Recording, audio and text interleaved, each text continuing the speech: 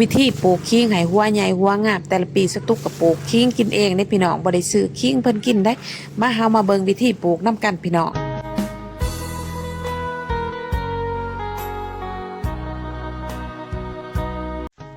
สำหรับวิดีโอนี่ก็บ่แม่นว่าสตุกมาบอกมาสอนเด้อพี่น้องเด้อสตุกอยากมาแบ่งปันความรู้จากประสบการณ์ตัวจริงที่ว่าสตุกได้สังเกตได้เรียนรู้จากการลงมือเฮ็ดลงมือทำด้วยตนเองเด้อพี่น้องเกี่ยวกับการปลูกข่าปลูกขิงนี่นะจากประสบการณ์สตุกปลูกกินเองทุกปีสตุกสังเกตเห็นได้ว่าเขามักดินอ่อนเด้พี่น้องเขาบ่ได้มักดินแกนดินแข็งเด้อพี่น้องให้เฮาสังเกตหรือว่าเฮาจื้อไว้ว่าพืชทุกอย่างที่เฮาปลูกเพื่อจุดประสงค์เอาหัวมากินหรือว่าปลูกเพื่อจะกินหัวนี่นะพวกพืชที่เขาผลิตหัวนี่เขาต้องการดินอ่อนดินนุ่มดินนวลที่สุดเพื่อให้เขาสามารถได้เติบใหญ่ขยายหัวได้พี่น้องทุกอย่างที่เป็นหัวบ่ว่าคาบ่ว่าคิงบ่ว่ามันสำปะหลอกสำปะหลังมันกอกมันแก้วจังสีพวกนี่เขาผลิตหัวเขาต้องการดินอ่อนดินนวลที่สุดได้พี่น้องคันดินเหนียวดินแข็งดินแกนดินหัดแล้วเขาบ่สามารถขยายหัวถ้าเขาบ่สามารถขยายหัวเฮาก็บ่ได้กินหัวมันพี่น้องฉะนั้นเฮาต้องปลูกในดินที่อ่อนที่นุ่มที่นวลที่สุดเท่าที่เฮาจะเฮ็ดได้ว่าซั่นซะพี่น้องยกตัวอย่างคือดินสตุกนี่ดินอยู่ในสวนสตุกนี่ดินมันดินแข็งดินเหนียวดินแกนเนาะคือสตุกขุดคือพี่น้องเห็นนี่แหละดินแกนสตุกมาขุดเอาขี้โพนปลวกนี่ขุดเอาขี้โพนปลวกแล้วนี่สตุกก็สิเอาไปผสมเอาพี่น้องคันเฮาสิปลูกเลยแบบนี้นี่เพิ่นก็บ่ให้หัวได้พี่น้องเพราะว่าดินนี่มันแกนเวลาจะไปรดน้ำนี่เพิ่นก็ละลายเป็นเนื้อเดียวกันเลยนี่แห้งเหนียวเข้ากันเลยสตุกก็มาขุดเอาดินขี้โพนนี่เพื่อว่าสตุกสิไปผสมกับอย่างอื่นอีกเพื่อว่าเฮ็ดบ่ให้มันเหนียวเฮ็ดให้มันอ่อนแล้ววิธีการของสตุกนี่สตุกก็ปลูกใส่กระถางคันสิปลูกลงพื้นเลยนี่มันบ่ระบายน้ำพี่น้องพวกนี้นะพวกผลิตหัวนี่เขามักระบายน้ำได้ดีดินอ่อนดินนวลแล้วก็มักระบายน้ำฉะนั้นสตุกก็เลยเอาปลูกใส่กระถาง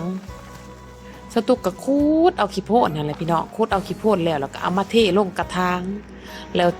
วิธีการของสตุกก็คือในเมื่อดินเฮามันแข็งดินเฮามันเหนียวสตุกก็เอาดินนี่มาใส่กระถางแล้วก็ผสมกับดินชนิดอื่นที่มันบ่เหนียวเฮ็ดให้มันอ่อนสตุกก็ผสมใส่มีดินเหนียวแล้วสตุกก็เอามาผสมใส่กับดินเทาไฟดินขี้เทาไฟดินที่เฮาจูดกองขี้เหงื่อขี้ยกขี้ฝุ่นขี้เปื่อยหั่นเอามาผสมใส่กันแล้วก็ขี้งัวเอามาผสมใส่นี่ยังบ่ทันได้ครบเด้พี่น้องคันยังไงครบนี่สิมีแกบเผาอีกสตุกเอามาใส่แต่สตุกบ่มีแกบเผามีใบไม้ยังผสมประสานกันมันอยู่มันหยาซุ่มนี่เฮ็ดให้ดินมันอ่อนเฮ็ดให้ดินมันนวลเวลาเฮารดน้ำแล้วมันจะระบายน้ำได้ดีพวกผลิตหัวนี่เขามักแบบนี้เด้พี่น้องหลังจากนั้นสตุกก็สิมาซ้อมเอาคิง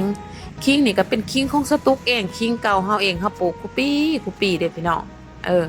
สตุกมากินคิงแดงนี่พี่น้องคิงแดงนี่มันจะหอมดีก่อนคิงขาวดิพี่น้องคิงขาวนี่มันเป็นคิงผสมพันธุ์หรือว่าเป็นคิงสมัยใหม่นะพี่น้องคิงแดงนี่เป็นคิงแต่เก่าแต่แก่เป็นคิงแต่ดึกดำบรรพ์ว่าซั่นซะเฮาเคยใส่ได้เป็นคิงแดงเพิ่นหอมดีเด้พี่น้องสตุกนี่เวลากินคิงนี่สตุกน้ำใส่นี่น้ำใส่เทิงหัวน้ำใส่เทิงใบได้พี่น้องเพิ่นกินได้ทุกภาคส่วนว่าซั่นซะใบนี่ก็โอ้ยเอาไปกินกับแกงหน่อไม้ก็แซ่บเอาไปใส่ซุปใส่แจ่วก็แซ่บไปพี่น้องหัวก็ใส่ต้มใส่แกงทุบใส่ต้มใส่แกงก็หอมดีเด้พี่น้องและหลังจากนั้นเนาะสตุกผสมดินคลุกเข้าให้เพิ่นเข้ากันแล้วสตุกก็เอาหัวคิงมาใส่มาฝังเลยพี่น้องวิธีการฝังก็บ่ได้ยากเลยพี่น้องก็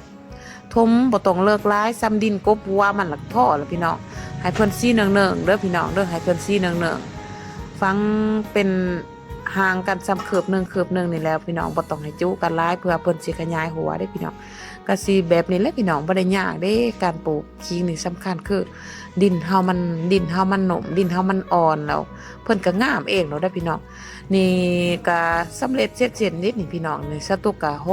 ดน้ำโคตรเปียกก็บ่เป็นหยังเพราะว่าดินเฮามันนุ่มมันนวลแล้วมันจะระบายน้ำนี่พี่น้องนี่สตุกยังใบใหม่นี่โอกาสหน้าหรือว่าอาทิตย์หน้าสตุกมานี่สตุกสิฮุบใบใหม่มานำเอามาโปะพี่น้องเพื่อรักษาความสุ่มบ่ให้มันระเหยอายน้ำออกไปไว้บ่ให้แดดทางใส่โดยตรงพวกนี้เขาจะมักดินซุ่มดินเย็นได้พี่น้องฉ สตุกก็สิเอาฟางคันสตุกได้ฟางก็ฟางได้ใบไม้ก็ใบไม้